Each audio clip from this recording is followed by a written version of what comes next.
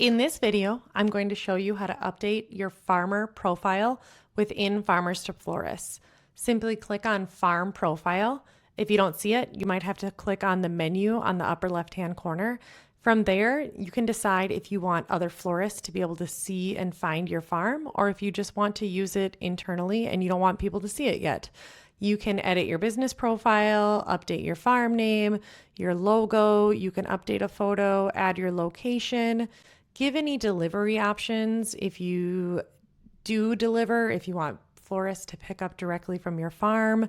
Maybe you do a weekly drop off at a certain location, whatever that might be. And then about your farm, just put any information that you think they would want to know, what things that you grow. Go ahead and update your location. Make sure you are physically on your farm when you do that because it uses GPS coordinates, and that's how they can search farms near them.